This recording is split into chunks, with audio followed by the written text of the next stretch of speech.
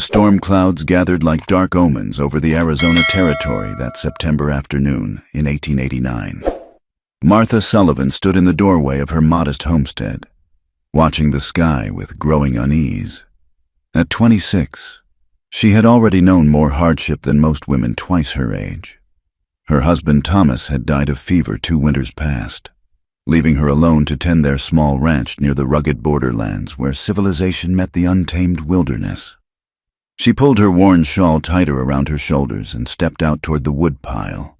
The wind whipped her auburn hair loose from its careful pins, and she paused to tuck the wayward strands behind her ear.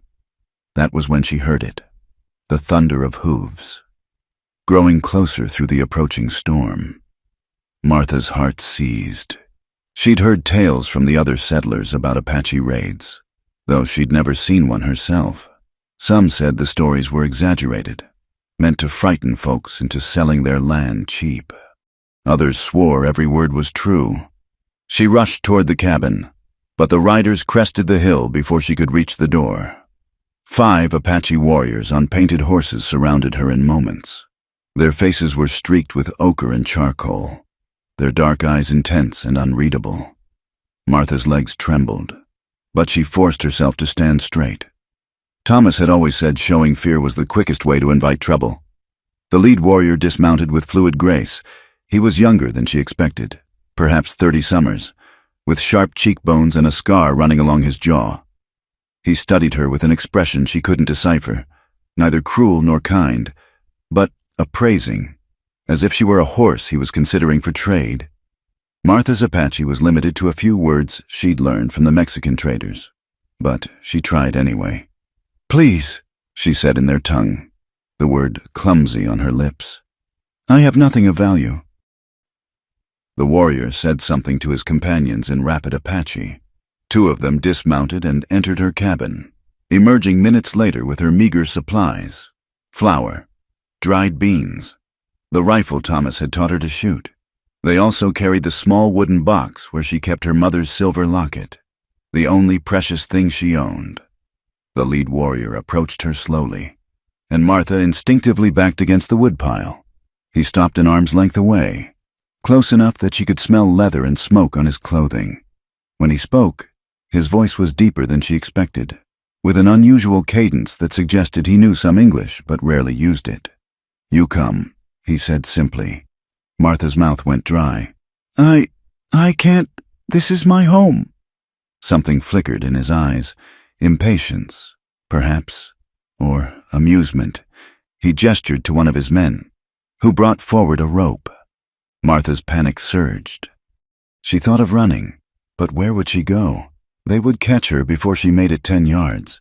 "Please," she said again, this time in English. "I've done nothing wrong. I've never harmed your people."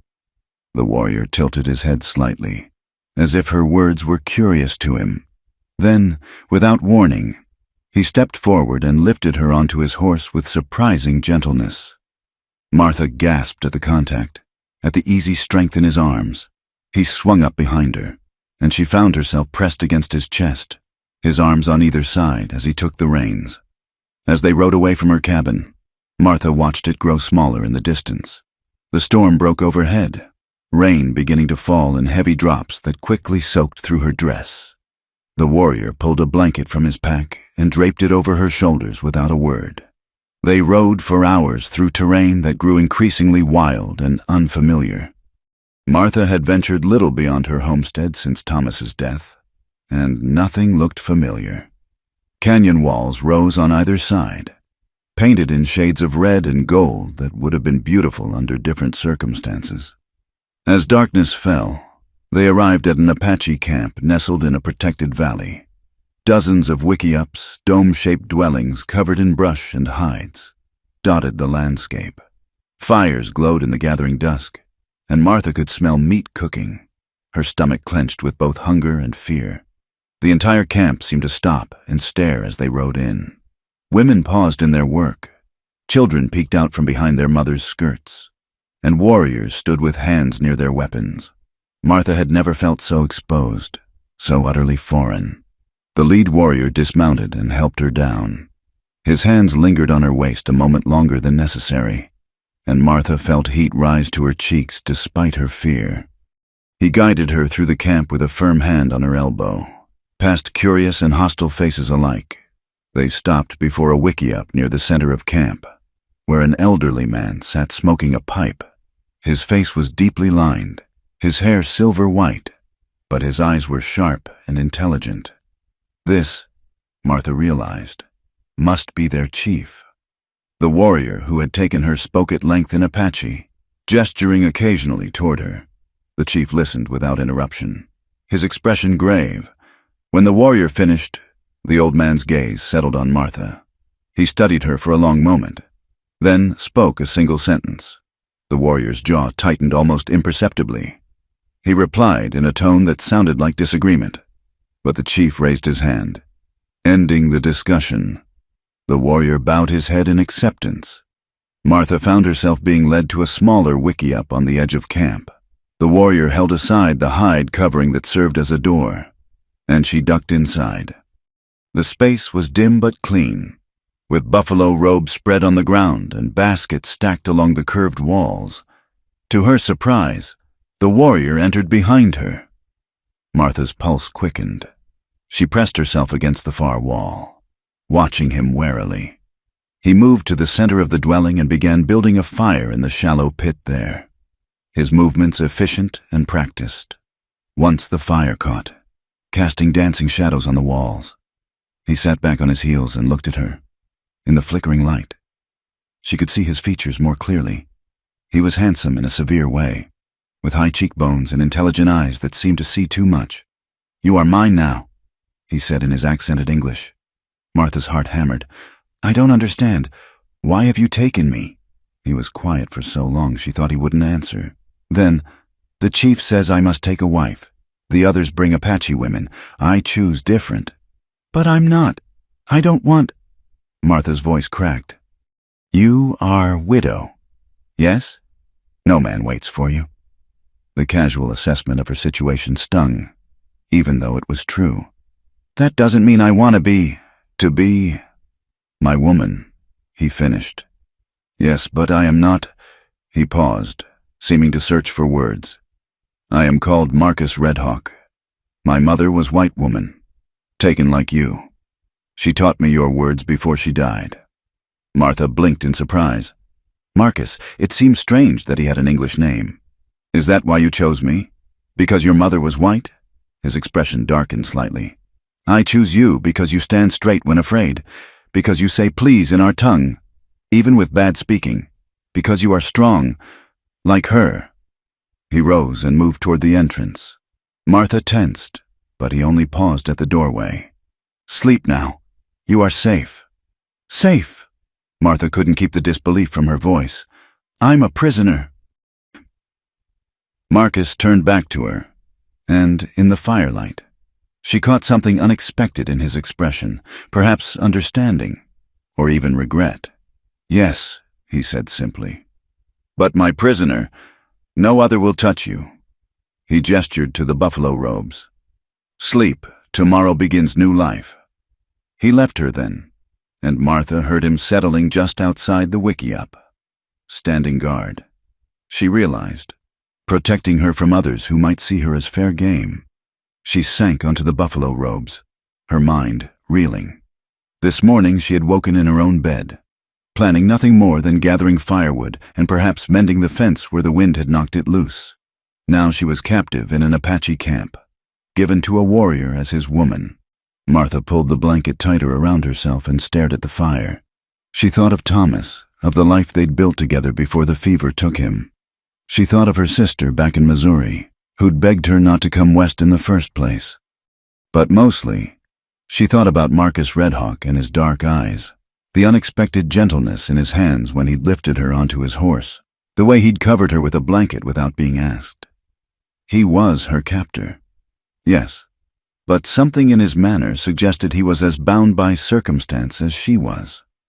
Outside, she could hear the sounds of the camp settling for the night, mothers calling children, men's voices in quiet conversation, dogs barking in the distance. It was not so different from any frontier settlement. She realized These people had families, routines, lives that continued regardless of her presence. A child's laughter rang out nearby, and Martha felt tears sting her eyes for the first time since her capture. She was tired, so very tired. Not just from the long ride, but from 2 years of struggling alone, of trying to prove she could manage the homestead without Thomas, of pretending she wasn't desperately lonely. Perhaps that was why she didn't feel as terrified as she should. She was a prisoner, yes, but for the first time in 2 years, she wasn't alone. It was a disturbing comfort. The fire began to die down, and Martha added a few sticks from the pile nearby. She'd learned to tend a fire well during the cold winter nights after Thomas died. At least that skill would serve her here. As she lay down on the surprisingly comfortable buffalo robes, Martha wondered what tomorrow would bring. Marcus had said it would begin her new life. The thought should have filled her with dread. But instead, she felt only a strange numbness. She closed her eyes and listened to the unfamiliar sounds of the Apache camp. Somewhere in the distance, a woman sang a low, mournful song. The melody was foreign but beautiful, and Martha found it oddly soothing. Just before sleep took her, she heard movement outside the wickiup. Marcus's voice came soft and unexpected through the hide walls. "I will not hurt you. This I promise." Martha's eyes flew open in the darkness. She wanted to respond, to ask why he'd taken her if he didn't intend harm, to demand he let her go, but the words wouldn't come. Instead, she lay still and silent, wondering if he knew she was awake. Eventually, exhaustion won. Martha Sullivan, now prisoner of the Apache warrior Marcus Redhawk, fell into an uneasy sleep on her first night in captivity. While outside, her captor kept his quiet vigil under the vast Arizona stars. Martha woke to unfamiliar sounds, women's voices speaking in Apache, the scrape of hide being worked, children playing nearby. For a moment, she forgot where she was. Then reality crashed back, and her stomach clenched with renewed anxiety. Pale morning light filtered through the smoke hole at the top of the wickiup. The fire had died to embers during the night. Martha sat up slowly, her body stiff from sleeping on the ground despite the buffalo robe's surprising comfort. The hide covering at the entrance was pulled aside, and a young Apache woman entered carrying a water jug and a basket. She looked perhaps 16 or 17, with delicate features and curious eyes. She set the items down near Martha and spoke in rapid Apache, gesturing toward the water. "I don't understand," Martha said helplessly. The girl tilted her head, studying Martha with interest rather than hostility. She pointed to herself. "Ayana," she said clearly, then pointed at Martha with raised eyebrows. "Martha," she replied, touching her chest. Ayana smiled and repeated the name with difficulty. "Marta." She gestured again at the water and basket, then made washing motions with her hands. Martha understood. She nodded her thanks, and Ayana left, but not before giving her another curious look. Martha used the water to wash her face and hands, finding a piece of soap wrapped in cloth at the bottom of the basket. It smelled of sage and something else she couldn't identify. When she emerged from the wickiup, Marcus was nowhere to be seen. The camp was fully alive with morning activity. Women tended fires and prepared food. Men worked on weapons or tended to horses, and children ran between the dwellings in some sort of game. Martha stood uncertainly, unsure what was expected of her. Several women looked her way, their expressions ranging from curiosity to open suspicion. She was keenly aware of her torn, mud-stained dress and disheveled appearance. Ayana appeared at her elbow and gently tugged her toward a group of women working near a large fire. An older woman with gray-streaked hair looked up at their approach. Her face was stern, but not unkind. She spoke sharply to Ayana, who responded in what seemed like explanation. The older woman studied Martha for a long moment, then thrust a wooden bowl into her hands and pointed at a pot hanging over the fire. Martha understood she was being put to work. It was almost a relief to have something to do with her hands. She spent the morning helping prepare food, stirring pots, grinding corn, learning through gesture and demonstration what was needed. The work was not unlike what she'd done at her own homestead, though the methods and ingredients were different. As the sun climbed higher, She began to notice the rhythms of camp life. The Apache were industrious people, everyone contributing to the community's survival. Children helped with simple tasks when not playing, and even the elderly had roles mending, advising, teaching the young. Around midday, Marcus returned from wherever he'd been.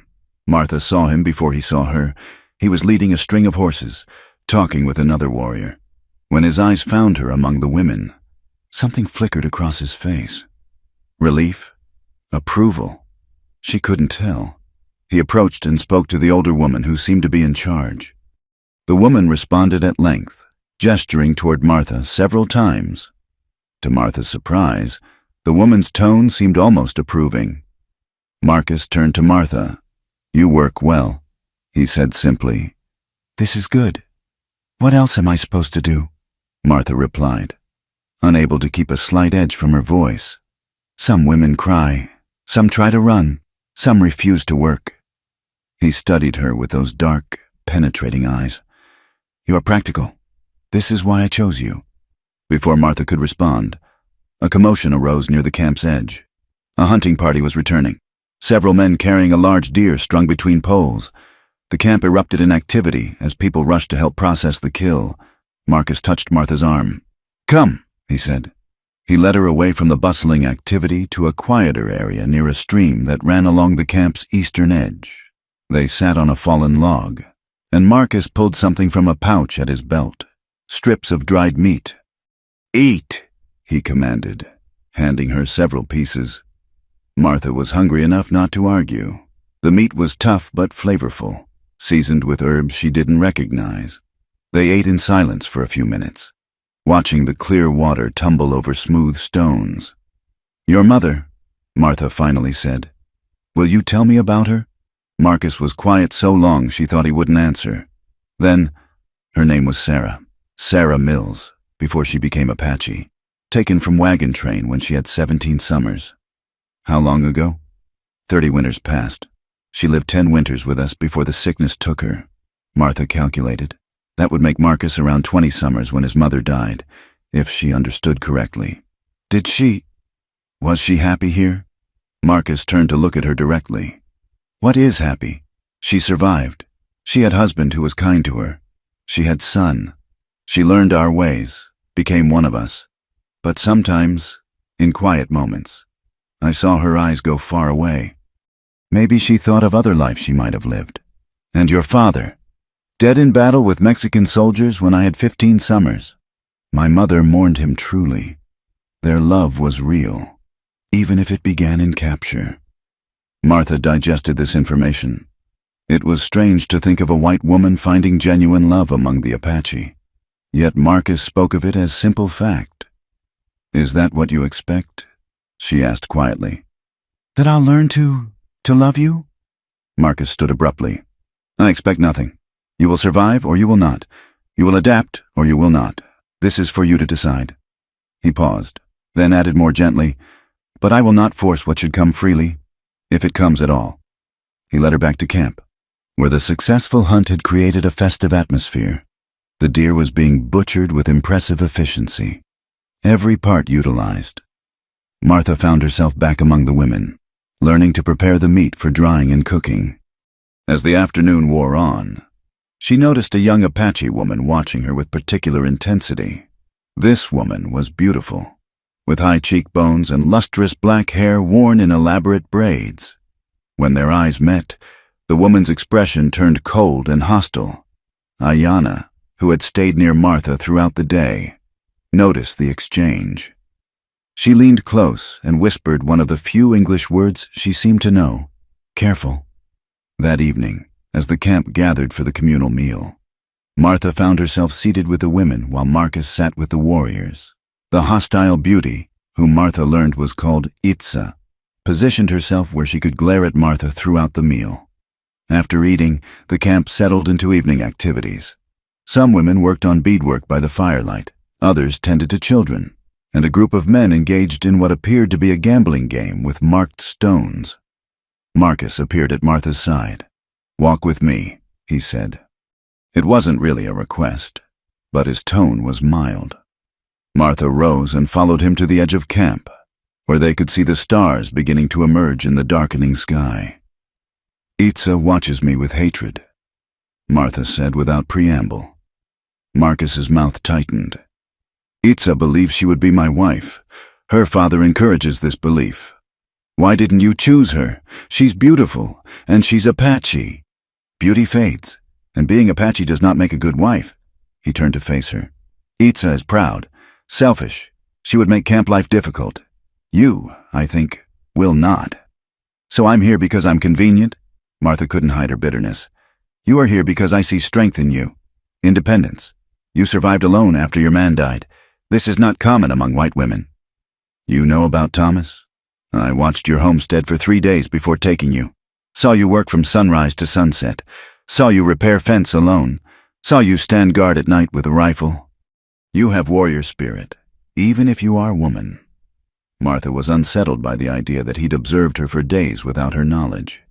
"If you admire my independence, why take it away?" Marcus was quiet for a moment. "Would you have stayed on that land alone forever? Winter comes, raiders come, Mexican, American, Apache. How long before someone less kind than me finds you?" The logic stung because Martha had harbored the same fears. She'd known she couldn't maintain the homestead alone indefinitely, but pride and lack of options had kept her there. "At least it was my choice," she said softly. "Choice is luxury." Marcus replied, "My mother had no choice when taken. I had no choice when Chief commanded me to take wife. You had no choice when I claimed you. But we all must live with what is, not what we wish." They stood in silence, watching the stars multiply overhead. Despite everything, Martha found the night beautiful. The desert had a stark majesty she was beginning to appreciate. "That first night," she said suddenly, "you said you'd be gentle, that you wouldn't hurt me." Marcus stiffened slightly. "Yes, but you haven't. We haven't. You are not ready," he said simply. "When you are, you will know. Until then, I wait." Martha felt heat rise to her cheeks. It was such a frank discussion of intimate matters, yet Marcus spoke of it as naturally as discussing the weather. They returned to camp, and Marcus walked her to the wickiup. As the night before, he took up position outside. Martha lay on the buffalo robes, her mind churning with the day's revelations. She thought about Sarah Mills, taken from a wagon train 30 years ago, who had found love with her Apache captor and borne him a son. Was that Martha's future? Would she gradually forget her old life and become Apache in all but blood? The thought should have horrified her, but Martha found herself more curious than frightened. The Apache were not the savage monsters depicted in newspaper accounts. They were people complex, cultured in their own way, surviving in a harsh land through cooperation and skill. And Marcus, he was not what she'd expected. Thoughtful, patient, even philosophical. His English might be limited, but his intelligence was clear, and his promise not to force himself on her revealed an honor she hadn't anticipated. A sound outside made her freeze footsteps approaching the wickiup. She heard Marcus's voice, low and warning. Then another voice, female, angry, "Itza." The exchange was in Apache, but the tone was unmistakable. Itza was berating Marcus, her voice rising shrilly. Marcus responded calmly at first, then more firmly. There was a sharp exclamation from Itza, then the sound of retreating footsteps. Martha's heart pounded. She had made an enemy without trying, simply by existing. Would Itza try to harm her? The thought made her pull the blanket tighter around herself. Outside, she heard Marcus settle back into position. His presence, which should have been threatening, was instead oddly reassuring. Whatever else he was, he had claimed her as his responsibility and seemed to take that seriously. As sleep finally took her on her second night in the Apache camp, Martha reflected that her life had taken a turn she could never have imagined. She was a captive, yes, but perhaps not entirely without agency. Marcus had said she must choose to survive and adapt. Very well, she thought drowsily. She would survive. She would adapt. And perhaps, in time, she would find a way to reclaim some measure of the independence she'd lost. The last thing she heard before dreams claimed her was Marcus shifting outside, maintaining his vigil. Her captor, her protector, the man who waited for her to be ready, whatever that might mean. Tomorrow would bring new challenges, new lessons, new adjustments to this strange life forced upon her. But tonight, despite everything, Martha Sullivan slept more peacefully than she had in months. The morning of Martha's 7th day in the Apache camp dawned clear and cold. She had begun to adapt to the rhythms of her new life, rising early to help with morning meals, learning basic Apache words from Ayanna, avoiding Itza's increasingly venomous glares. She was grinding corn with several other women when a commotion arose near the camp entrance. A group of younger warriors had returned from somewhere, and they seemed agitated. Martha recognized one of them, a brave named Samuel Crow, who often watched her with undisguised interest despite Marcus's claim on her. The warriors spoke rapidly with the camp elders, gesturing toward the eastern mountains. Martha couldn't understand the words, but the tension was palpable.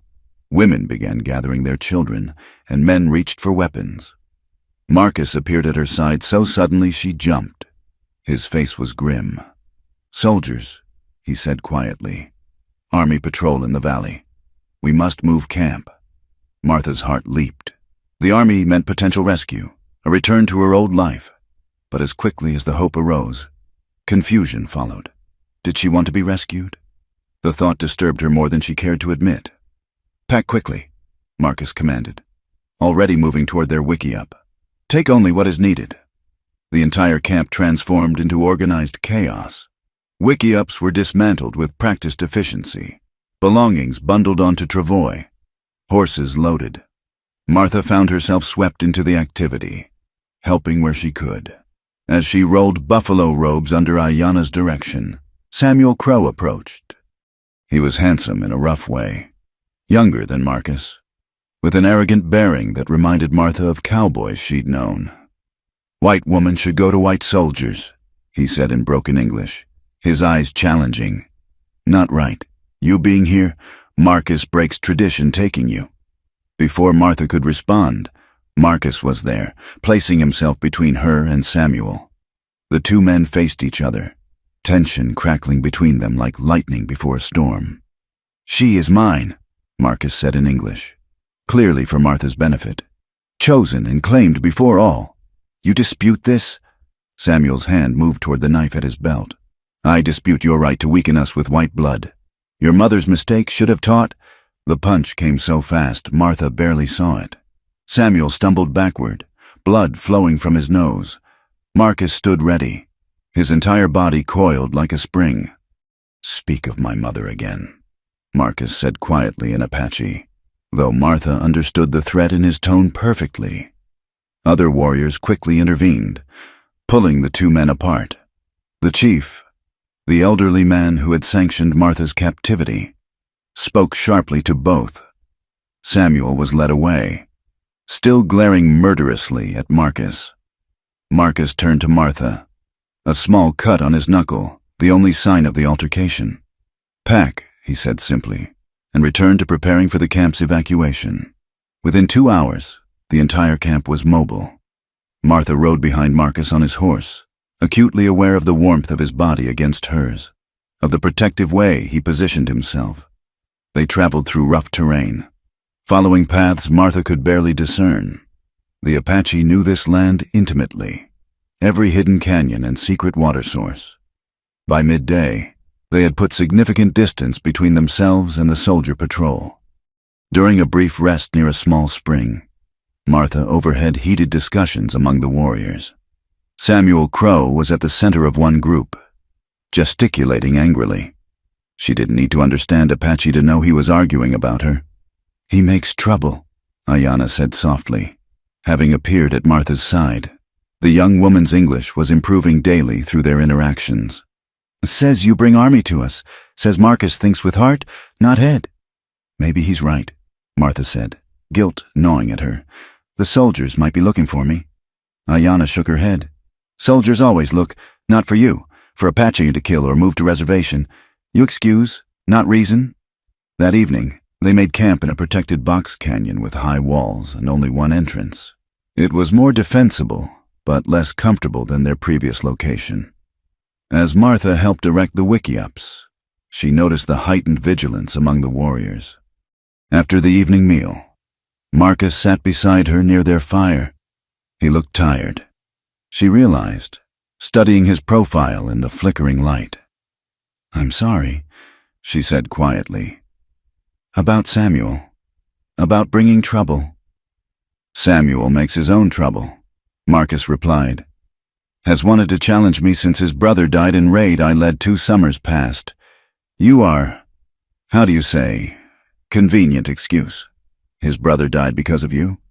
His brother died because he did not follow orders, tried to take extra horses, alerted Mexican guards. 3 others died helping him escape his stupidity." Marcus's voice held old bitterness. "Samuel knows truth but needs someone to blame." They sat in companionable silence for a while. Martha had grown comfortable with these quiet moments between them, no longer feeling the need to fill every pause with words. "Your hand," she said suddenly, noticing the swelling around his cut knuckle. Marcus glanced down dismissively. "Is nothing. It needs cleaning." Without thinking, Martha took his hand in hers, examining the wound. She felt him tense at the contact, but he didn't pull away. She retrieved water and the small medicine bundle she'd learned to keep handy. As she cleaned the cut, she was acutely aware of the intimacy of the act. His hands were strong, calloused from years of weapons and reins, yet gentle when he helped her from his horse or handed her something. "There," she said softly, wrapping a strip of cloth around the knuckle. "You defended me. The least I can do is tend the wound." Marcus flexed his fingers experimentally, then looked at her with an expression she couldn't quite read. "You have healing hands, like my mother had."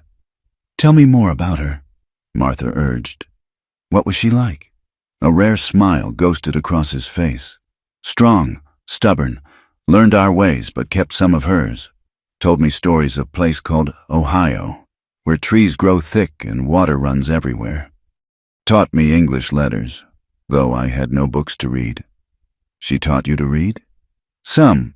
Enough to understand treaties whites make and break." The bitterness was back. "She said knowledge of enemy's language is weapon. Is that what I am? Enemy?" Marcus turned to look at her fully. "No, not enemy. Not friend.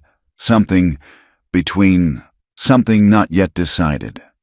Before Martha could ask what he meant, a disturbance arose across the camp. Samuel Crow and several young warriors were in heated discussion with the chief. Their voices rose and fell like waves, but the anger was unmistakable. Marcus stood, instantly alert. "Stay here," he commanded, striding toward the group. But Martha had learned enough Apache to catch certain words. Her name, white woman. Danger. Choice. Her stomach clenched as she realized Samuel was formally challenging Marcus's claim on her. The argument escalated, more people gathering to witness. Martha saw Itza among them, her beautiful face alight with vicious hope. If Samuel succeeded in his challenge. Suddenly, Samuel drew his knife, shouting something that made several women gasp. Marcus responded calmly, but Martha could see the tension in his shoulders. The chief raised his hand for silence. He spoke at length, his aged voice carrying authority that commanded respect. When he finished, Samuel's face was thunderous, but he sheathed his knife. Marcus returned to Martha, his expression unreadable. "What happened?" she asked anxiously. "Samuel challenged my claim, said I endanger the band by keeping you, and Chief upheld my right but set condition." Marcus paused, seeming to choose his words carefully. "You must prove you belong. Show you can be Apache, not just white woman among us." "How?" "Tomorrow, you join women's buffalo hunt. If you ride well, work well, show courage, you stay. If not..." He didn't finish, but Martha understood. If she failed, Samuel would have grounds to demand her removal, or worse. "But I've never hunted buffalo," Martha protested. "I can ride, but not like your women who've done it all their lives." "Then you learn tonight. Marcus said firmly. Come. He led her to where the horses were picketed, selecting a sturdy mare with a calm disposition. For the next 2 hours, as darkness deepened around them, he taught her the Apache way of riding, low on the horse's neck, gripping with knees, guiding with subtle shifts of weight. Buffalo hunt is dangerous, he explained as she practiced wheeling the mare in tight circles. Horses go fast, very close to beasts. Women must ride alongside, use special arrows to pierce hide, must be brave, steady. Martha's thighs burned and her hands were raw from gripping the reins. But she persisted. This was about more than proving herself to the tribe. It was about survival. She'd seen the look in Samuel's eyes, the anticipation on Itza's face. Failure meant danger, possibly death. Why didn't you choose an Apache woman? Martha asked during a brief rest. It would have been simpler. Marcus was quiet for a long moment, stroking the mare's neck. After my mother died, I went to White Man's Fort, wanted to see her people, understand part of myself I did not know. Stayed 1 moon, working with horses for soldier pay. This was new information. Martha waited, sensing there was more. Saw how white men treat their women, like property, but different than Apache way. No respect, no partnership. Women there seemed, he searched for the word, broken, spirit small. He turned to her, his dark eyes intense in the moonlight.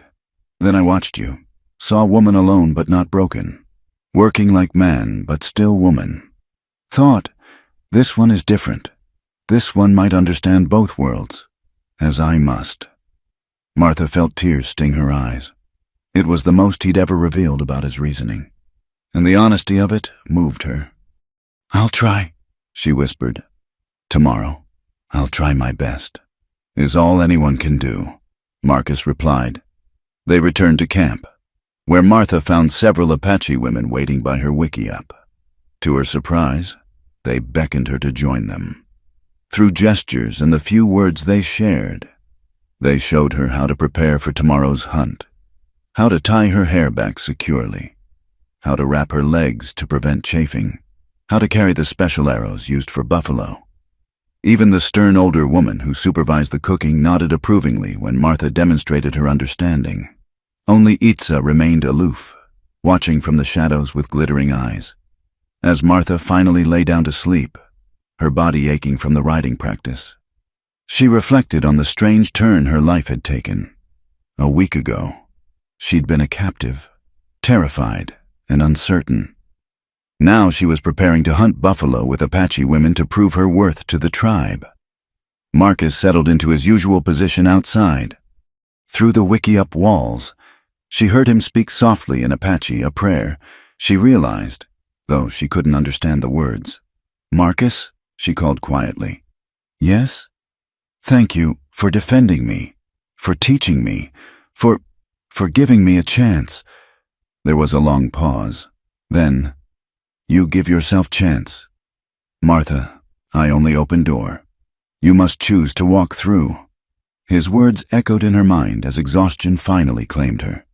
Tomorrow would be the greatest test she'd ever faced, not just of her riding skills or courage, but of her willingness to truly adapt, to become something more than a white woman among the Apache. As sleep took her, Martha made a decision. She would not just try, she would succeed. Not for Samuel Crow or the chief, or even for Marcus. She would succeed for herself, to prove that she was indeed the strong woman Marcus had seen standing alone on her homestead. The hunt awaited with the dawn. Dawn came too quickly. Martha woke to find Ayanna already in the wickiup, carrying clothing and gear for the hunt. The young woman's face was serious as she helped Martha dress in the Apache fashion soft deerskin leggings, a shorter skirt that wouldn't impede riding, and a fitted top that allowed freedom of movement.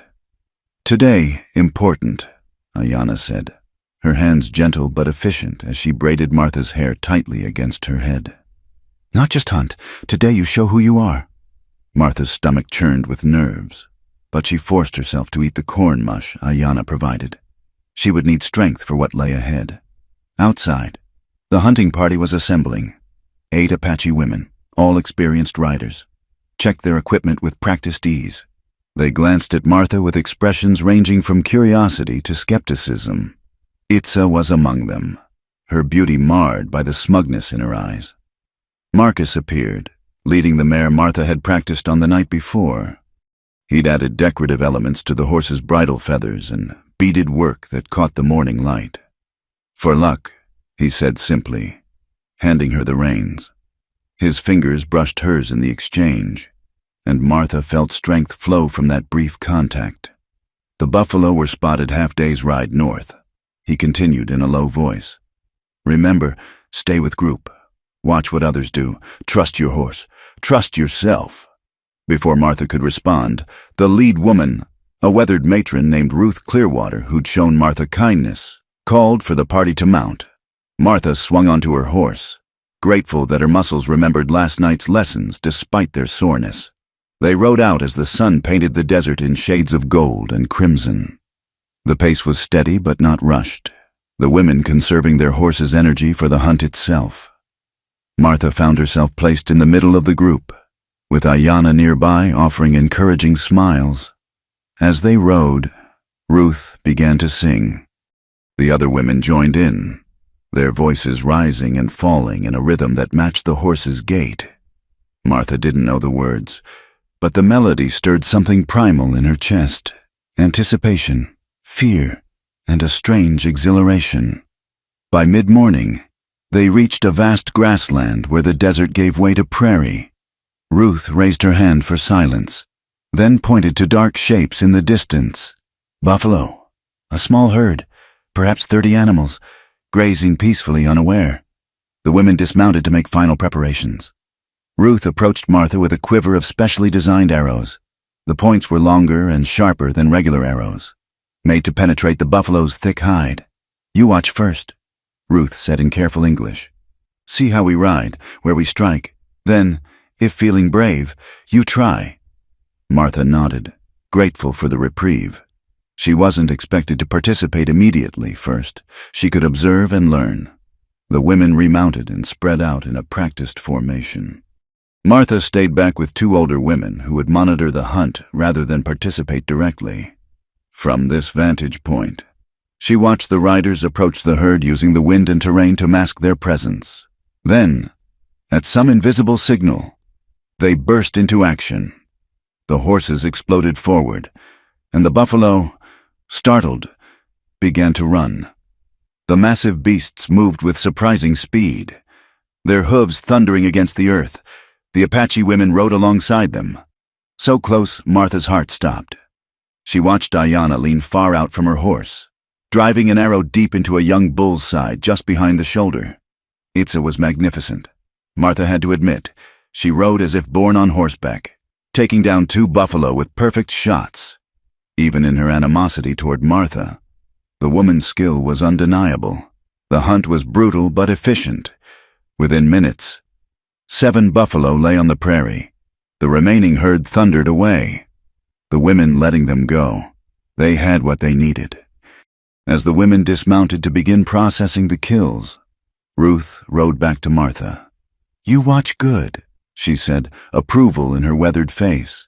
"Now, understand?" Martha nodded, though her hands trembled slightly. "The speed, the danger. How do you not fear?" Ruth smiled. "Fear good, keep you careful, but trust more important. Trust horse, trust sisters, trust self." She gestured toward the celebrating women. "You want try? One young cow still stands, wounded but not dead. Clean kill would be mercy." Martha saw the animal Ruth indicated, a young buffalo standing apart from the downed herd, an arrow in its haunch but not deeply enough to be fatal. It would die slowly if left alone. "Yes," Martha heard herself say, "I'll try." Ruth nodded approvingly and called to the others. The women gathered to watch, Itza's expression skeptical. Martha felt the weight of their attention as she prepared her arrow and urged her horse forward. The wounded buffalo saw her coming and tried to flee, but its injury slowed it. Martha's horse, well trained in the hunt, knew what to do. They drew alongside the struggling animal, and Martha found herself looking into its dark, pain-filled eye. Time seemed to slow. She thought of all that had brought her to this moment. Thomas's death, her capture, Marcus's unexpected honor, the challenge to prove herself, all of it crystallized into this single instant. She leaned out as Ayanna had done, aimed for the spot behind the shoulder that Ruth had shown her, and released the arrow. It flew true, sinking deep. The buffalo stumbled, took 3 more steps, and fell. A clean kill, ending its suffering. Martha pulled up her horse, breathing hard, adrenaline making her hands shake. Behind her, she heard whooping and cries of approval. Even some of the skeptical women nodded with respect, but it was Itza's reaction that surprised her most. The beautiful woman rode up alongside her, face unreadable. For a moment, they simply looked at each other. Then Itza spoke in slow, careful English. "You ride like Apache born. Maybe Marcus not so foolish after all." It wasn't friendship, but it was acknowledgement. Martha would take it. The rest of the day was spent in hard work, skinning, butchering, preparing the meat for transport. Martha threw herself into the labor, learning from the women around her. Her dress was soon as bloodied as theirs, her arms aching from the effort. But she didn't complain. As the sun began its descent, they loaded the horses with their bounty and began the ride back to camp. Martha's successful kill had earned her a place of respect in the group. The women included her in their conversations, even though she understood only fragments. When they crested the final ridge and saw the camp below, Martha felt a strange sensation in her chest. Relief? Anticipation? It took her a moment to recognize it. She was glad to be returning home. When had the Apache camp become home in her mind? The entire camp turned out to greet the successful hunters. Children ran alongside the horses. Men came to help unload the meat, and elders nodded approval at the bounty that would feed the band for days to come. Marcus was there, his face carefully neutral as he helped Martha dismount, but she saw the pride in his eyes, quickly hidden, and the way his hand lingered on her waist a moment longer than necessary. "You did well," he said quietly. "Very well."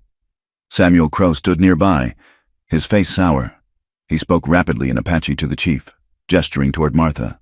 But Ruth Clearwater interrupted, her voice strong and clear as she apparently recounted the hunt. Other women chimed in, and Martha heard her name mentioned several times with what sounded like approval. The chief listened to all, then raised his hand for silence. He spoke directly to Samuel, his tone final. The younger warrior's face flushed with anger, but he bowed his head in submission and stalked away. "What did he say?" Martha asked Marcus. "Chief says you have proven yourself as hunter.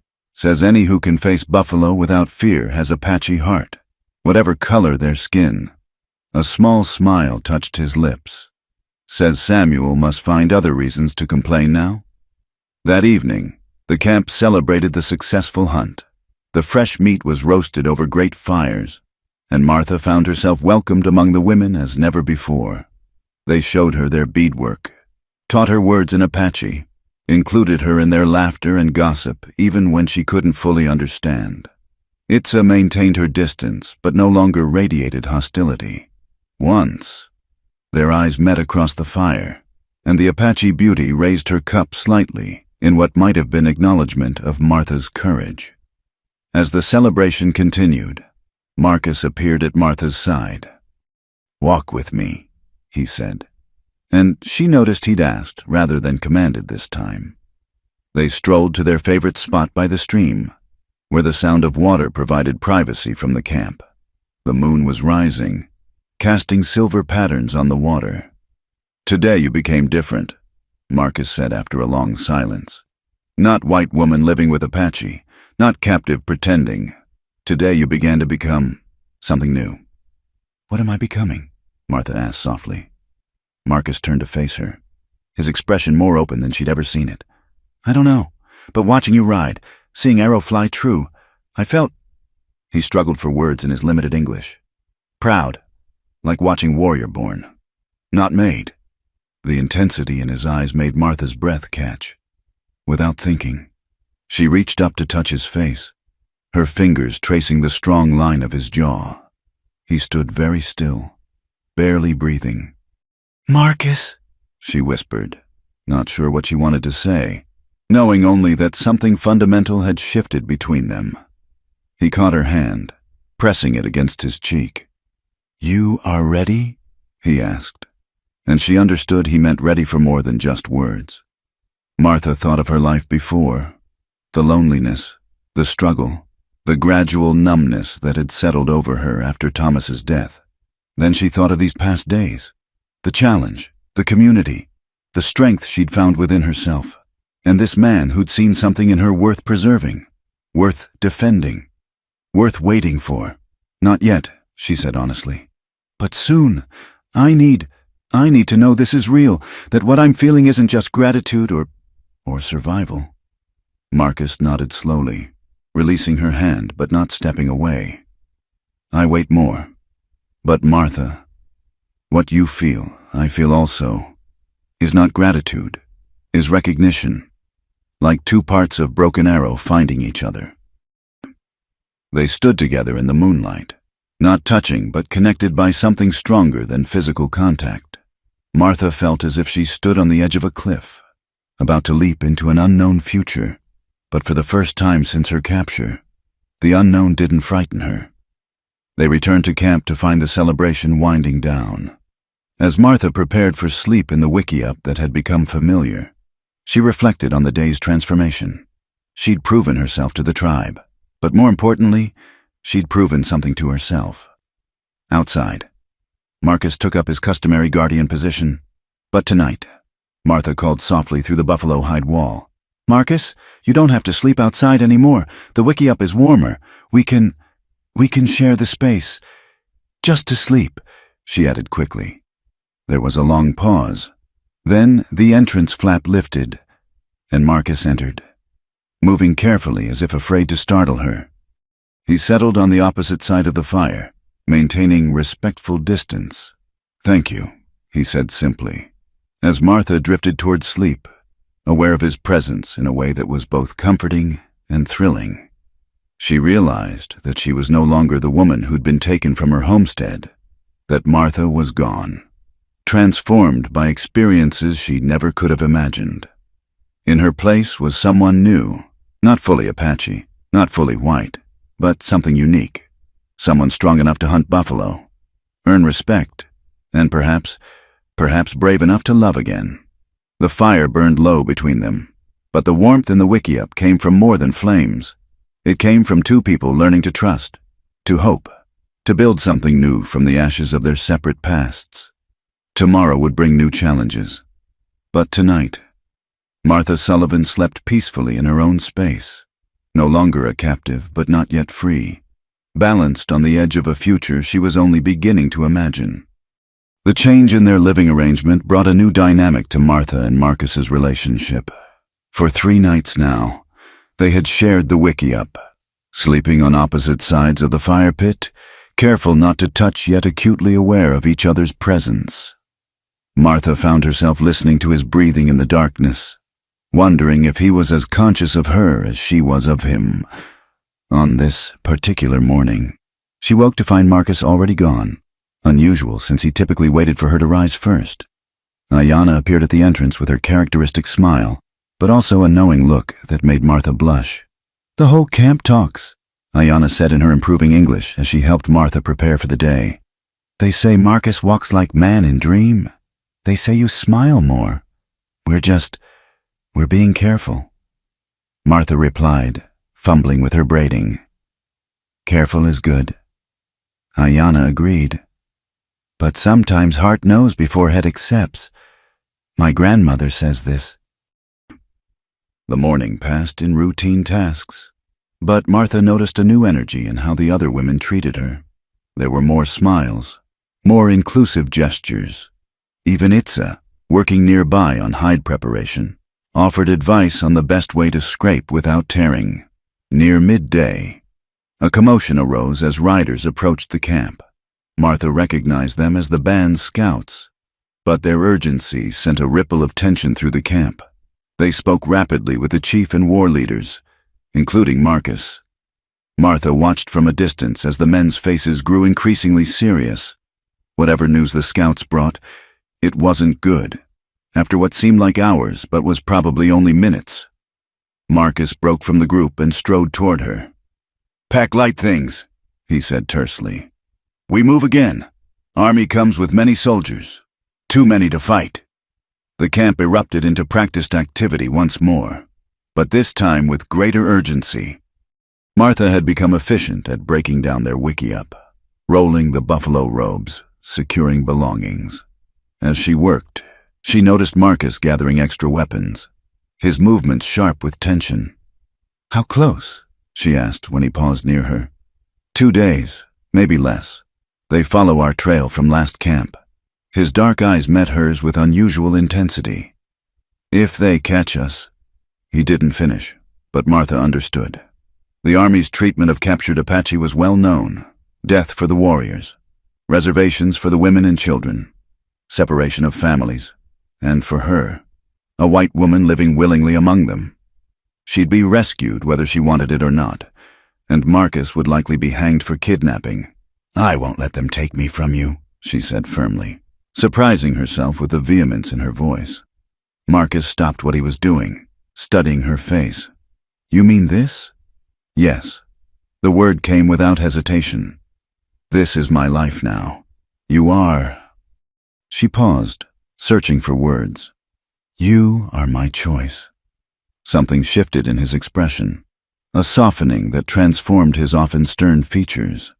He reached out and touched her cheek, a gesture so tender it made her breath catch. "Then we make sure they don't find us," he said simply. The band moved out within the hour, but this flight felt different from the last one. The pace was harder, the scouts ranging further, the tension palpable. They rode through the heat of the day without stopping, pushing into territory that grew increasingly wild and inhospitable.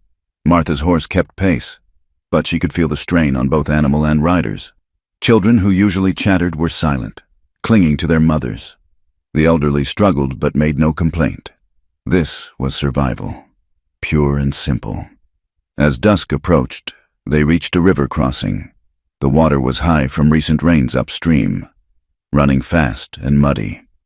The leaders conferred, clearly divided on whether to cross now or wait for morning. Samuel Crow argued loudly for immediate crossing, pointing out that the water would slow the soldiers' horses and equipment. Others worried about the danger to children and elders in the failing light. During the debate, a scout galloped in with urgent news. Martha didn't need to understand Apache to read his body language. The Army was closer than expected. The decision was made. They would cross now. Marcus brought their horses to the river's edge. "Stay close to me," he instructed. "If you fall, don't fight the water. Let it carry you, and I will find you." The crossing was chaos. Horses whinnied in fear. Children cried, and the current was stronger than it looked. Martha watched in horror as a young mother lost her grip on her baby in the middle of the river. Without thinking, Martha spurred her horse toward them. The current caught her immediately, threatening to sweep both horse and rider downstream. But Martha had grown up near rivers in Missouri. She knew how to read water. She angled her horse with the current rather than against it, closing the distance to the struggling mother. She reached out and caught the baby just as the mother went under. For a terrifying moment, Martha thought she would lose the child, but her grip held. She pulled the infant against her chest, using her body to shield it from the water's force. Marcus appeared beside her, having plunged in after her. Together, they fought their way to the far bank where other hands reached out to take the baby and pull Martha to safety. The mother, who had been pulled out downstream, ran to them sobbing with relief and gratitude. "Foolish," Marcus said, but his voice shook. "Brave but foolish." Martha was too exhausted to respond, but she felt the approval from the other women, saw the respect in warriors' eyes. Even Samuel Crow nodded to her, the first positive acknowledgement he'd given. They made cold camp that night, no fires that might be seen, no wickiups that would take time to erect. Families huddled together under whatever shelter they could find. Marcus spread their robes beneath an overhanging rock, creating a small private space, for the first time since they'd begun sharing sleeping quarters. He pulled Martha close against him. She stiffened in surprise, then relaxed into his warmth. They were both still damp from the river, and the desert night was cold. "Today you could have died," he said quietly into her hair. "When I saw you go into the water, the baby would have drowned," Martha replied. "I couldn't just watch." "No, you couldn't." His arms tightened around her. "This is why I chose you. Heart of warrior in woman's body. But Martha," he paused, and she felt his breath against her neck. "If I lost you now, after finding you." Martha turned in his arms to face him. In the dim starlight, she could just make out his features. The controlled warrior facade had cracked, showing the man beneath, vulnerable, frightened for her, struggling with emotions he'd probably been taught to suppress. "You won't lose me," she whispered. "I'm here. I'm staying." Their lips met in the darkness, soft at first, tentative, as if both were afraid to shatter something fragile. Then Martha's arms wound around his neck, and the kiss deepened, became something hungry and desperate and full of promise. When they finally pulled apart, both were breathing hard. Marcus rested his forehead against hers, his hands framing her face with infinite gentleness. "I have wanted this since first night," he admitted. "When you looked at me with fear but also courage, when you trusted my word that I would not hurt you, I was terrified." Martha confessed. "But something in your eyes, I knew you were different. Honorable. My mother told me once that love comes like lightning, sudden, powerful, changing everything it touches. I didn't understand until I saw you." Martha's heart raced at the word love. It seemed too soon, too improbable. Yet what else explained this feeling, this sense of rightness despite all logic? "Marcus," she began, but he placed a finger gently over her lips. "Sleep now. Tomorrow brings what it brings. Tonight, let me hold you. Let me pretend for these hours that the world is only us." Martha nestled against his chest, feeling his heartbeat strong and steady beneath her cheek. Around them, the camp was quiet except for occasional murmurs and the distant howl of coyotes. Somewhere behind them, an army searched. Ahead lay uncertainty, danger, possibly death. But in this moment, wrapped in Marcus's arms with the stars wheeling overhead, Martha felt a peace she hadn't known since before Thomas died. No, she realized, even with Thomas, dear as he'd been, she'd never felt this fire in her blood, this sense of coming home to a place she'd never known she was seeking. "I think I'm falling in love with you," she whispered into the darkness, so softly she wasn't sure he'd hear. His arms tightened around her, and his voice was rough with emotion when he replied, "Falling. I have already flown over the cliff. I wait only for you to catch me." Despite everything, the danger, the exhaustion, the uncertain future, Martha smiled against his chest. "Consider yourself caught," she murmured. They held each other through the cold night, no longer captor and captive, no longer Apache and white, but simply two souls who had found each other in the vast wilderness of the frontier. Whatever tomorrow brought, they would face it together. Just before dawn, Marcus woke her with gentle kisses. "Time to move," he whispered. "Scouts say soldiers are at the river." As the band prepared to flee deeper into the mountains, Martha took a last look back at the river they'd crossed. Somewhere beyond it, her old life waited. The abandoned homestead, the expectations of her race and culture, the civilized world that would never understand her choice. Then she looked ahead, at Marcus preparing their horses, at Ayanna bringing her water with a smile, at the Apache people who had become her family. The choice, she realized, had already been made. Not in the dramatic moment of the river crossing or even in last night's declarations of love, but in 100 small moments, learning to grind corn, hunting buffalo, tending wounds, sharing laughter around the fire. "Ready?" Marcus asked, leading her horse to her. Martha swung into the saddle with practiced ease, no longer the frightened homesteader who'd been carried away 3 weeks ago. "Ready?" she affirmed. As they rode into the rising sun, the band moving like shadows across the landscape, Martha felt the last of her old self fall away. She was Martha still, but Martha transformed.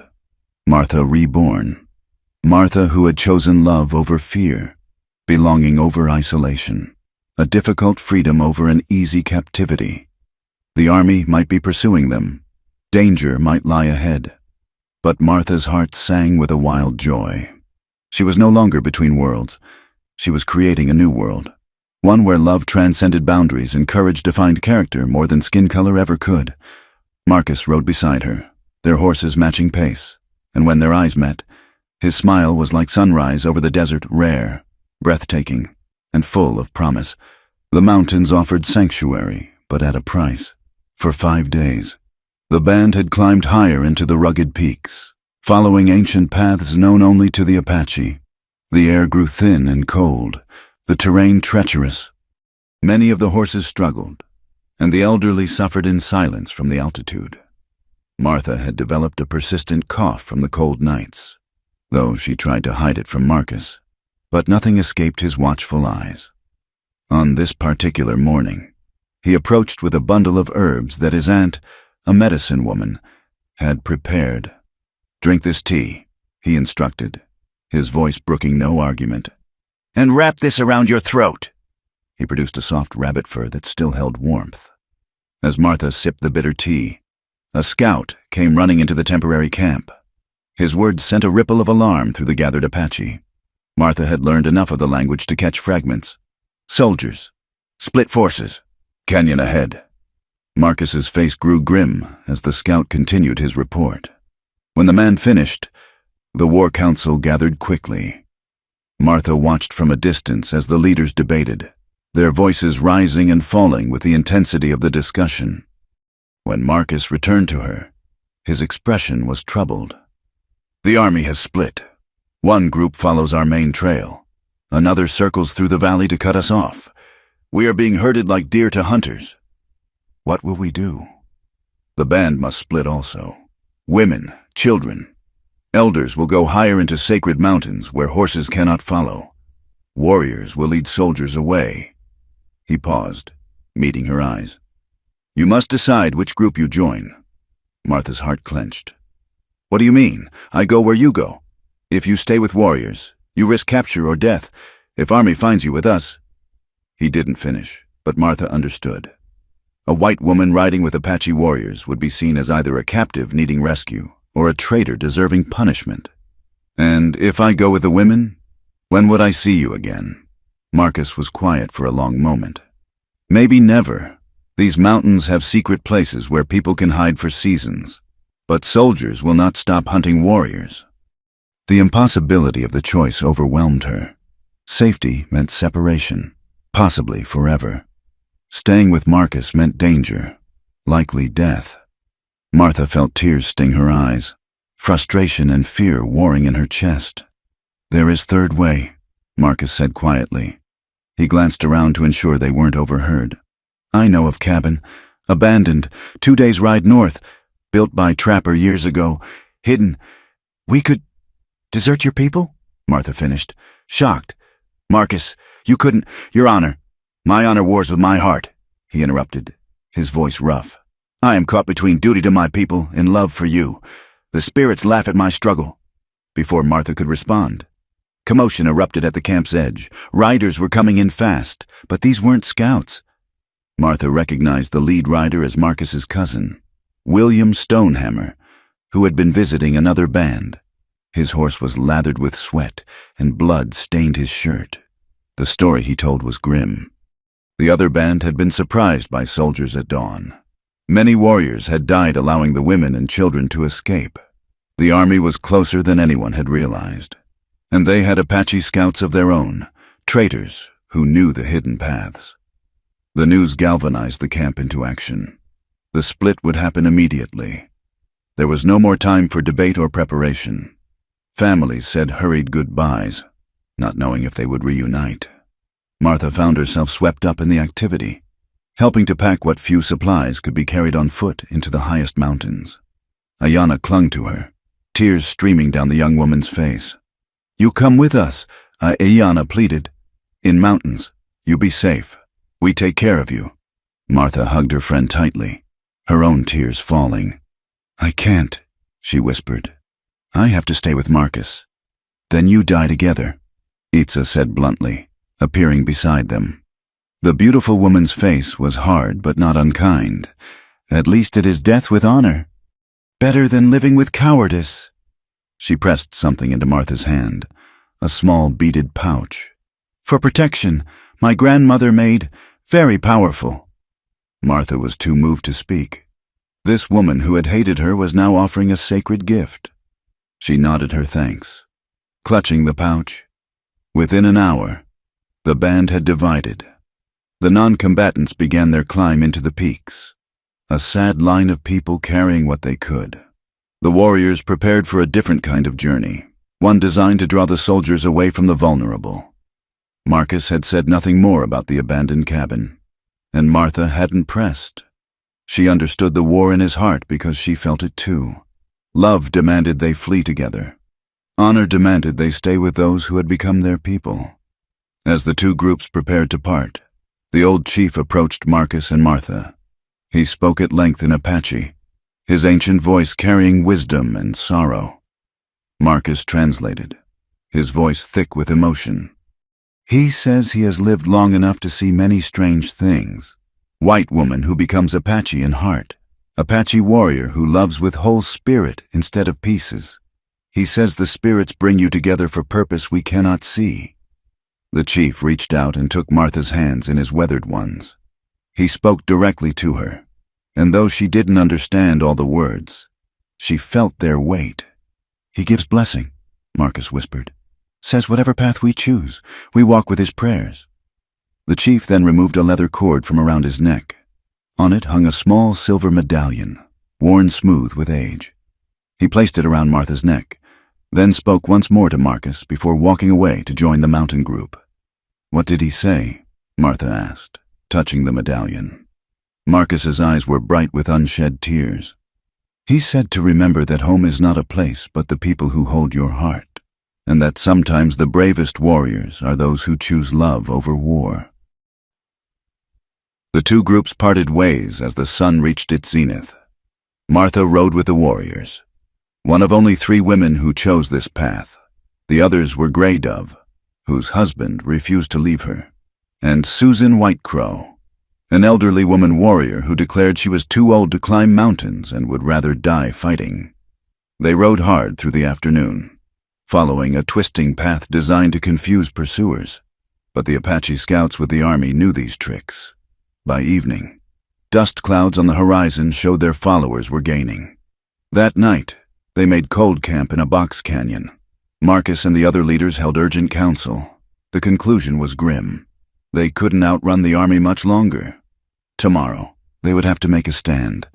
Martha sat apart, watching the stars emerge in the darkening sky. Everything had happened so fast.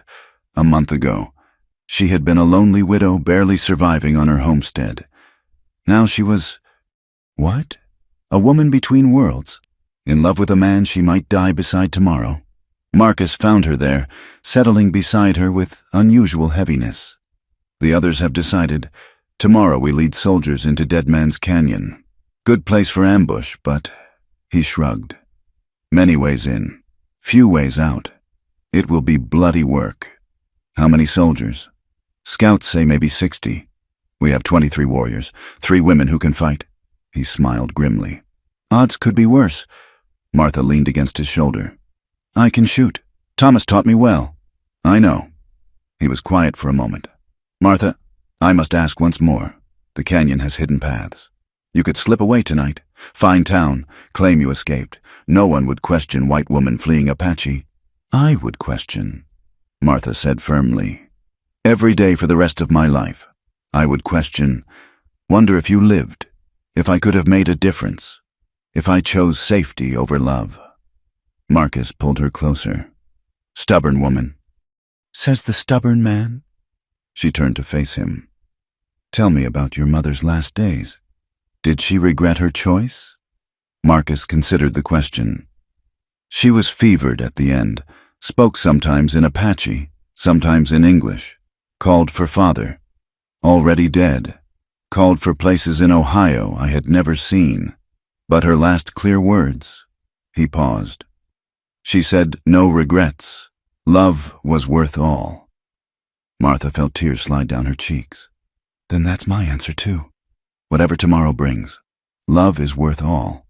They made love that night under the stars, conscious it might be their last time. It was tender and desperate by turns. Two souls trying to merge completely before fate might tear them apart. Every touch was memorized, every whispered word treasured. Afterward, they lay entwined, watching meteors streak across the sky. Martha thought of all the choices that had led to this moment. If Thomas hadn't died, if she hadn't insisted on staying at the homestead, if Marcus hadn't been the one to find her. "Do you believe in fate?" she asked softly. Apache believe in many paths, some chosen, some given by spirits, but all paths lead where they must. He kissed her forehead. Our paths crossed for reason, even if that reason is only this, to know love before we die. "We're not going to die," Martha said with more confidence than she felt. "We're going to survive, and find that cabin you mentioned, and make a life together. Have children with your dark eyes and my stubborn nature." Marcus chuckled despite the circumstances. Children who belong to neither world fully, but make their own, like their parents. Martha agreed. As dawn approached, painting the canyon walls in shades of blood and gold, the warriors prepared for battle. Martha checked her rifle, the same one Marcus had taken from her homestead that now seemed a lifetime ago. The other women warriors showed her where to position herself among the rocks. Marcus came to her one last time before taking his position. He wore war paint now, looking fierce and foreign. Yet she could still see the man who had held her with such tenderness hours before. "Remember," he said, "if I fall, do not come to me. Use the hidden path. Live. Same instruction for you." Martha replied, "If I fall, you keep fighting. Live. Remember me, but live." They didn't say goodbye. Some words were too final to speak aloud. The soldiers came with the full sunrise. Confident in their numbers and firepower, they rode into the canyon in formation, not expecting the Apache to make a stand so soon. The Apache scouts with them called out, trying to negotiate surrender.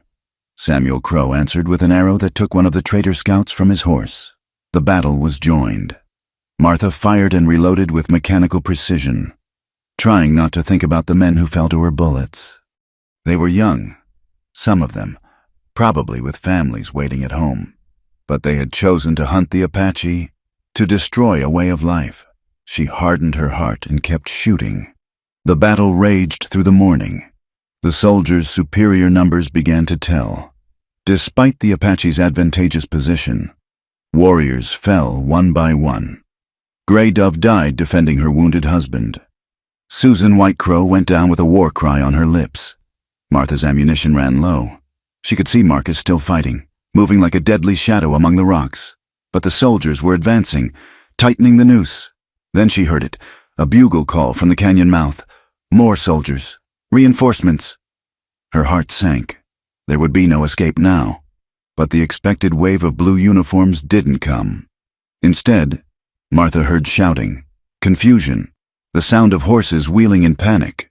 The soldiers in the canyon began falling back, their officers calling urgent commands. "What's happening?" Martha called to the nearest warrior. His answer was drowned out by a new sound, war cries, but not Apache. A band of Comanche warriors poured into the canyon, attacking the army from behind. The soldiers, caught between two forces, fell into chaos. Later, Martha would learn that the Comanche band had been tracking the soldiers for their own reasons, revenge for an attack on their village. The Apache's stand had provided the perfect opportunity. Enemy of my enemy, as Marcus would say. The battle turned into a rout. Soldiers fled in all directions, abandoned by their Apache scouts who knew better than to face both tribes' wrath. Within an hour, the canyon was quiet except for the moans of the wounded. Marcus found Martha among the rocks, both of them blood-spattered but miraculously unwounded. They clung to each other, hardly believing they had survived. The Comanche war chief, a scarred veteran named Joseph Blackwolf, conferred with the surviving Apache warriors. Martha understood enough to know he was offering them safe passage through Comanche lands, suggesting they join forces against their common enemy. "We cannot," Marcus told her later. "Must find our people in mountains, but his offer means we can travel safely for a time." Of the 23 Apache warriors who had entered the canyon, 11 survived. 2 of the 3 women warriors had fallen. Martha felt the weight of their sacrifice, knew their names would be sung in Apache memory. As they prepared to leave the blood-soaked canyon, Marcus took Martha's hands. "You fought like Apache today. No one can question your place now?" "I don't care about their questions," Martha replied.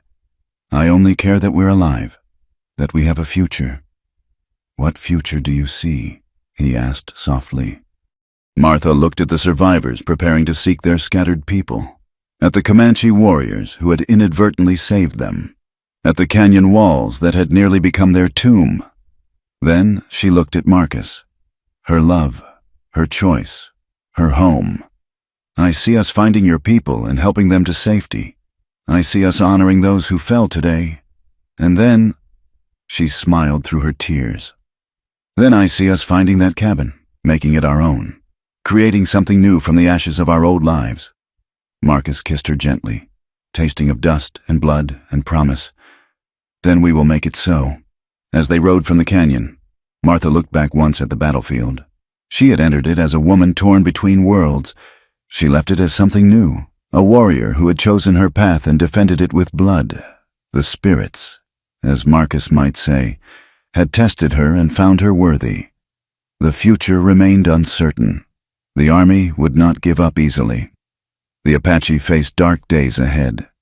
But Martha had found her place, her people, her purpose, and she had Marcus beside her, equally committed to forging a new way forward. Love, she had learned, was not just worth dying for. It was worth living for, fighting for, and creating a whole new world for. And that's exactly what they would do. The reunion with the band in the sacred mountains was bittersweet. Joy at finding them safe, mixed with grief for those lost in the canyon battle. The old chief embraced Marcus with tears in his eyes, having feared he would never see his war leader again. When his gaze fell on Martha, still wearing his medallion, he nodded with something like pride.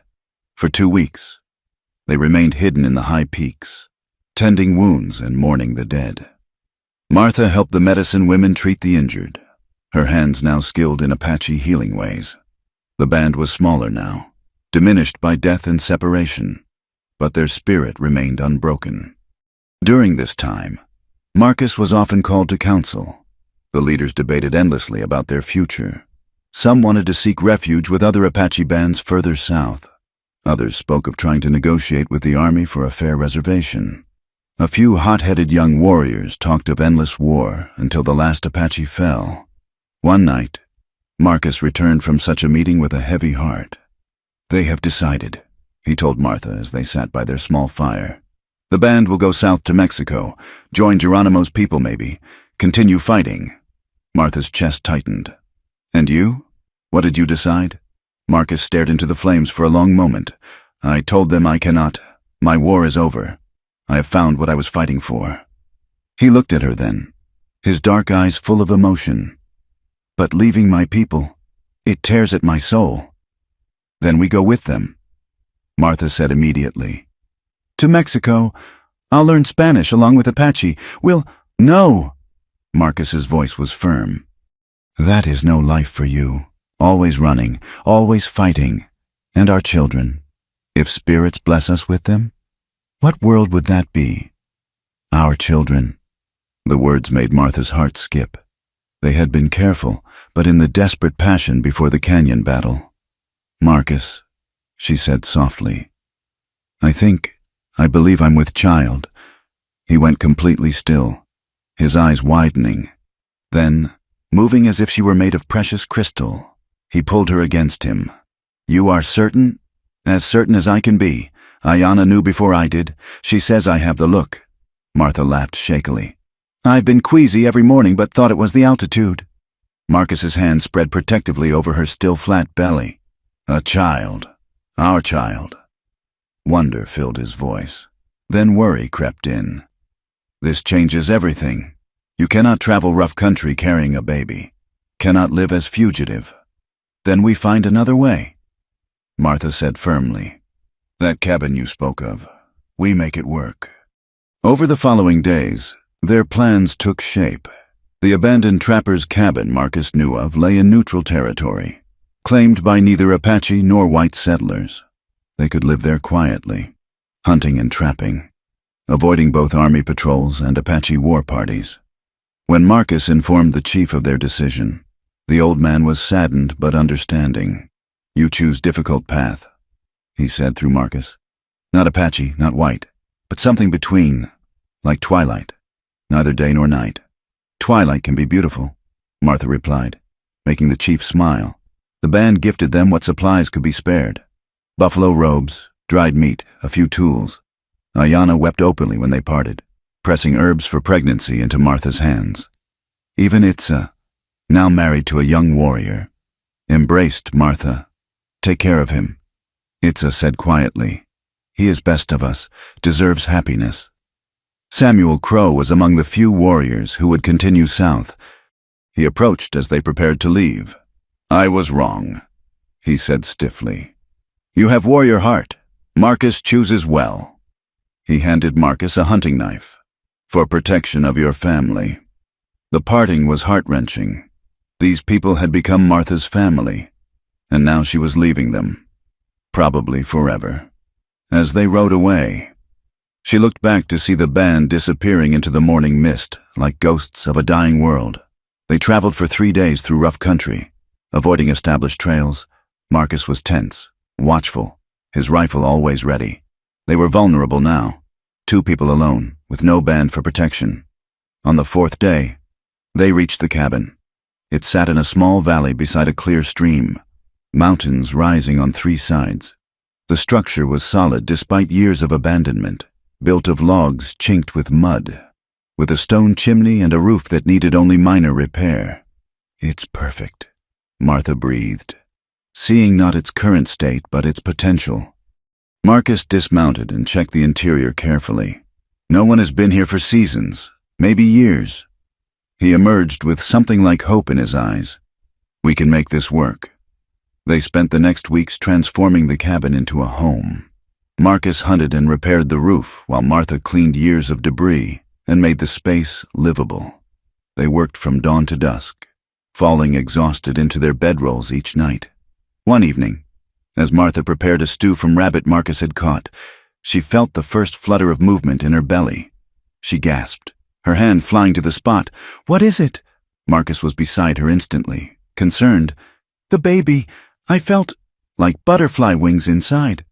She guided his hand to her belly, but the movement didn't repeat. He's real, Marcus. Our child is real. He? Marcus smiled. You think son or daughter, either blessing, welcome. Martha leaned against him. Are you happy? Truly, you've given up so much. Marcus turned her to face him. I have given up war for peace, hatred for love, death for life. How is this sacrifice? He kissed her gently. You and this child are my world now, my people. As autumn deepened toward winter, they settled into a routine. Marcus set trap lines and hunted, while Martha preserved meat and gathered what edibles she could find.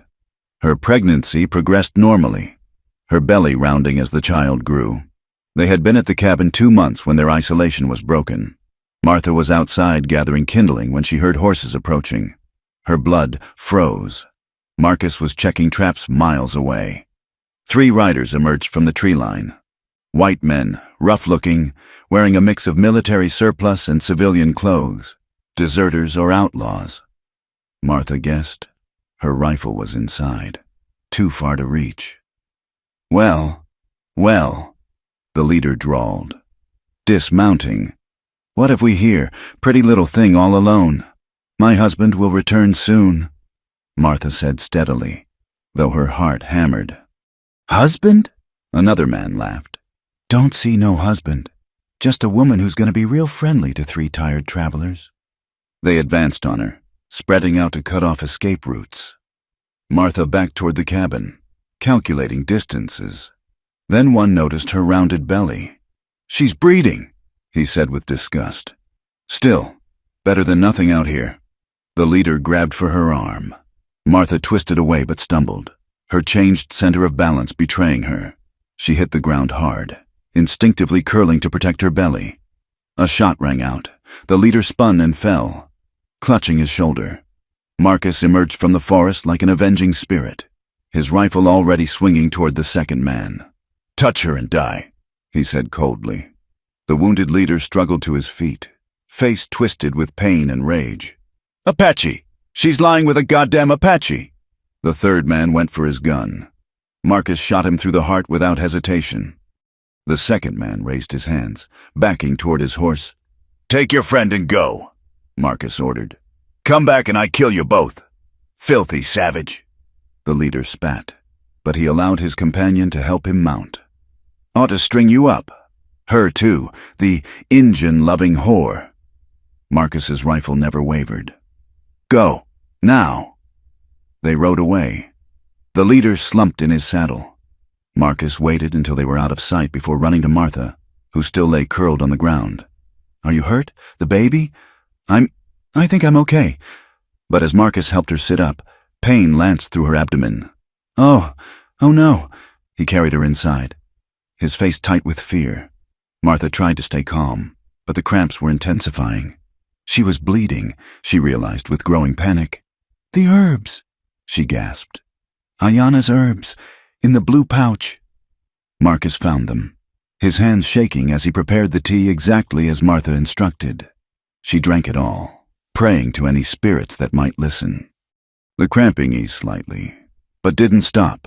For 2 days, Martha hovered between keeping and losing the baby. Marcus never left her side, bathing her face with cool water, holding her through the waves of pain, whispering prayers in Apache and English both. On the third morning, Martha woke to stillness in her body. The cramping had stopped. The bleeding had slowed.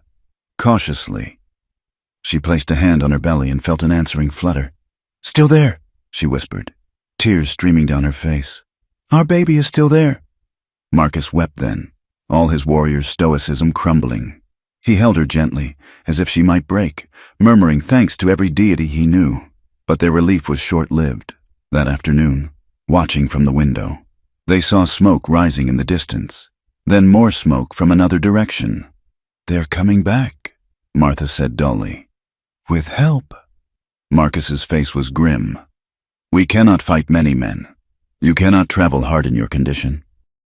He was silent for a moment, then decided, "I will lead them away. You hide in the root cellar.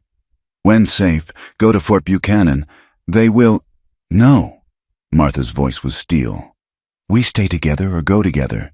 No more separation. Martha, be practical. You and baby need you," she interrupted. "Need their father, their protector. We face this as family, or not at all."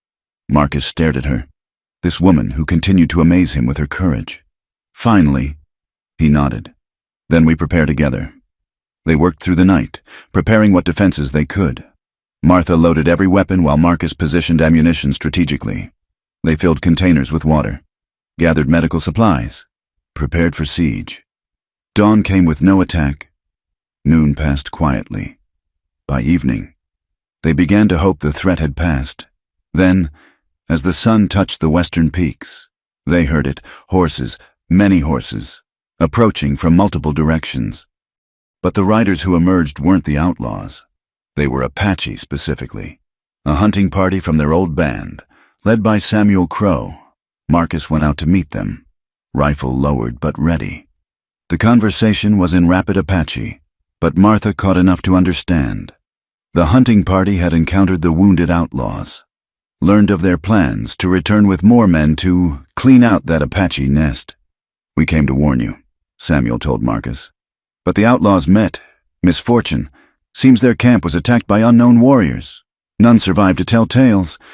The message was clear. The band had eliminated the threat. Martha's eyes filled with tears of gratitude. Samuel dismounted and approached the cabin. His gaze took in Martha's obvious pregnancy. The domestic scene of two people building a life together. "You make good home here," he said in his improving English. "Safe for little one to come." He stayed only long enough to share a meal and news of the band. They had found refuge across the Mexican border, though life was hard. Some spoke of eventually seeking peace with the Americans, finding a way to live that didn't require constant war. Before leaving, Samuel clasped Marcus's arm. "You choose right, brother. This," he gestured to the cabin, to Martha, to the life they were building. "This is future. We who fight, we are past." After the hunting party departed, Marcus and Martha stood together watching the stars emerge. The threat had passed. Their secret sanctuary remained safe. Their child still grew beneath Martha's heart. "Samuel was right," Martha said softly. "This is the future. Not Apache, not white, but something new, something ours." Marcus pulled her close, his hand spreading protectively over her belly. "Our children will know both worlds, speak both languages. They will be bridge between peoples. You think there can be peace, truly? Someday. Maybe not in our lives, but someday. And until then." He kissed her temple. "We make our own peace here."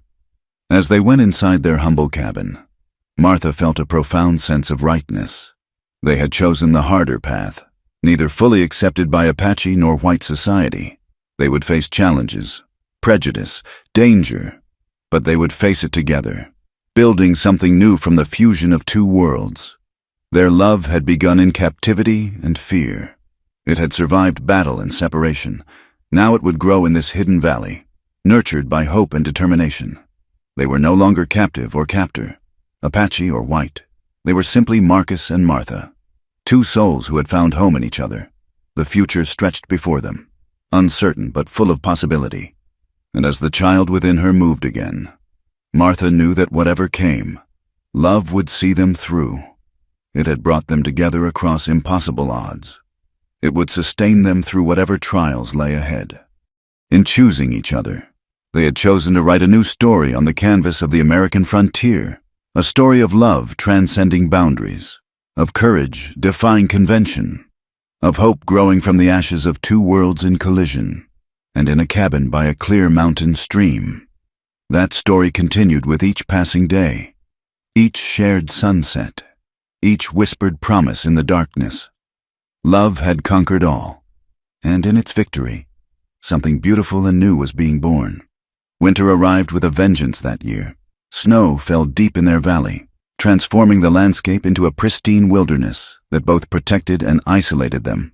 Martha, now heavy with child, found movement increasingly difficult, but she maintained the household while Marcus hunted and trapped in the frozen forest. On a particularly bitter February morning, Martha woke to find Marcus already up, stoking the fire to warm their cabin. Through the frosted window, she could see fresh snow still falling, adding to the 3 feet already accumulated. "You should stay in bed," Marcus said gently, bringing her a cup of pine needle tea. "Rest while you can." Martha smiled, accepting the tea gratefully. "Our child seems to think otherwise. He's been dancing all night." Marcus knelt beside the bed, placing his ear against her belly. His face lit up as he felt the movement. Strong, like mother, or stubborn, like father.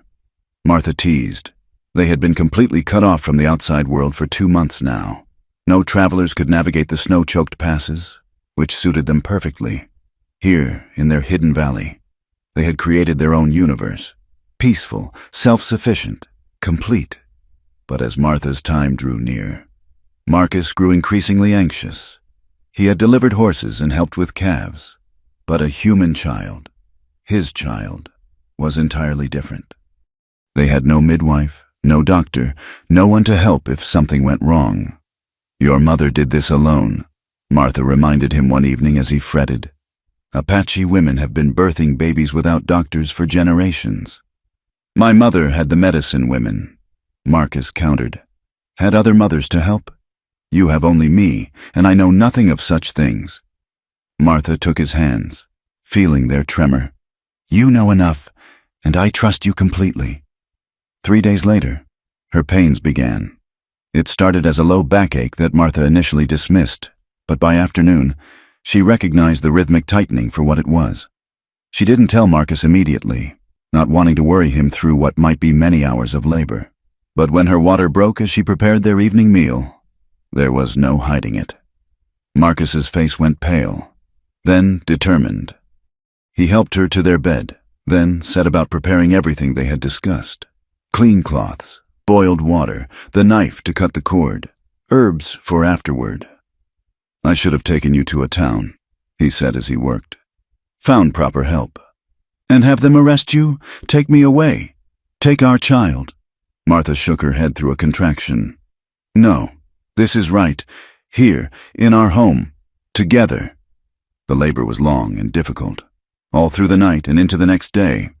Martha labored while Marcus stayed beside her, letting her grip his hands through the worst pains, wiping her face with cool cloths, murmuring encouragement in a mix of English and Apache. "I can see the head," Marcus said at last, his voice thick with emotion. "Dark hair, like mine, or like mine before the sun bleached it." Martha panted, then bore down with the next contraction. Minutes later, though it felt like hours, a lusty cry filled the cabin. Marcus lifted the baby with shaking hands, tears streaming down his face. "A son," he whispered. "Perfect, beautiful, our son." Martha reached for the baby, exhaustion forgotten in the wonder of the moment.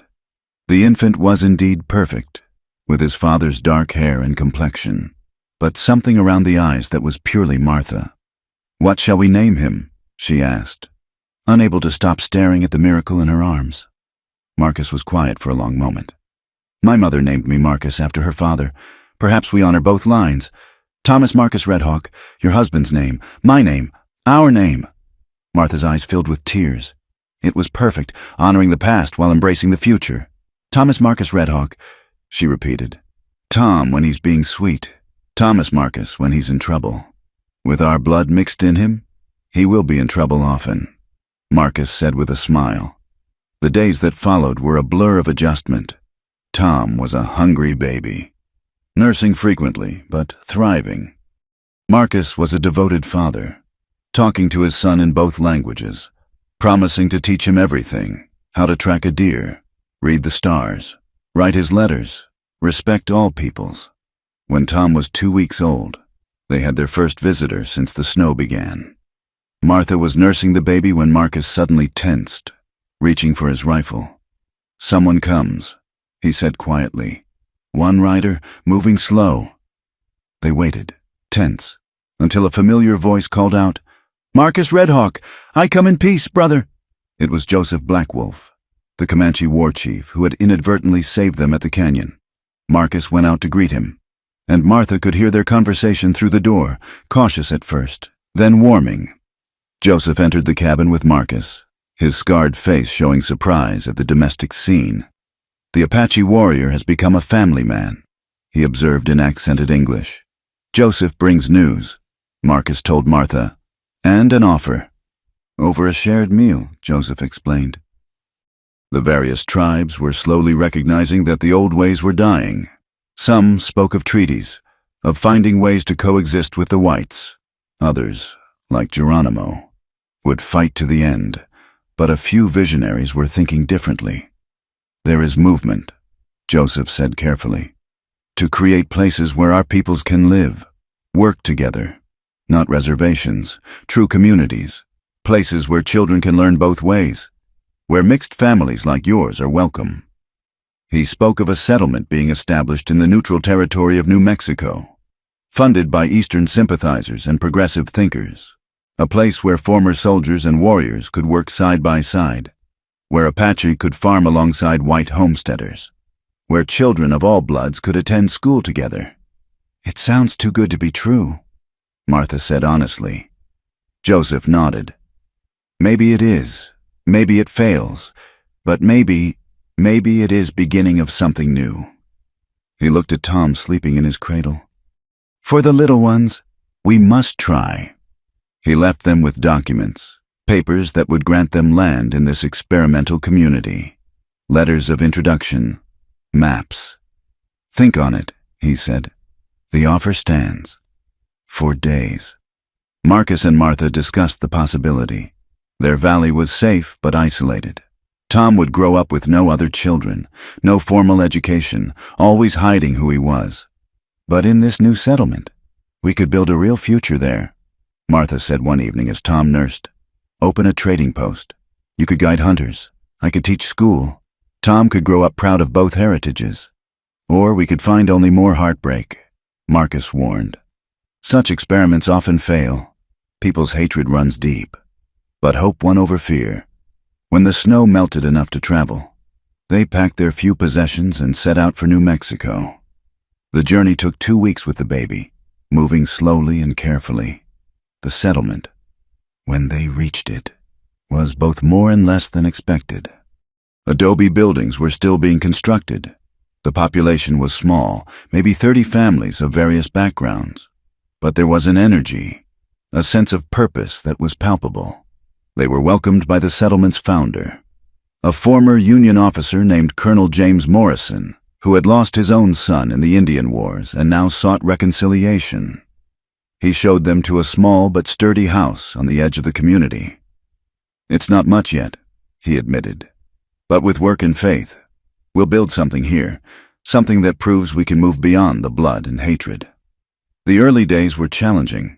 Some settlers were suspicious of Marcus. Others questioned Martha's choices, but there were also unexpected allies. A Mexican family who had faced their own discrimination, a black cavalry veteran who understood being caught between worlds, a Quaker couple who simply believed in the humanity of all people. Marcus found work breaking horses and guiding hunting parties. Martha, as she'd hoped, started a small school.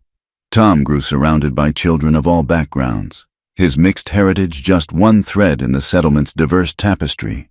On Tom's first birthday, they held a celebration that embodied their new life. Apache drums mixed with fiddle music.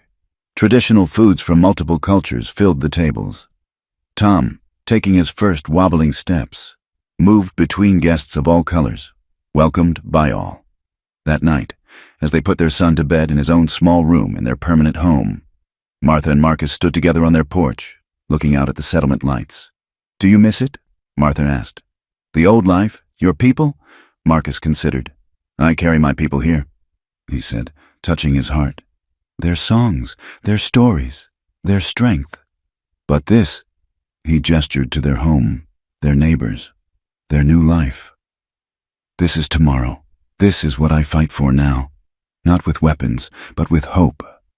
Martha leaned against him, content. "That first night, when you promised to be gentle, did you imagine we'd end up here?" "No," Marcus admitted.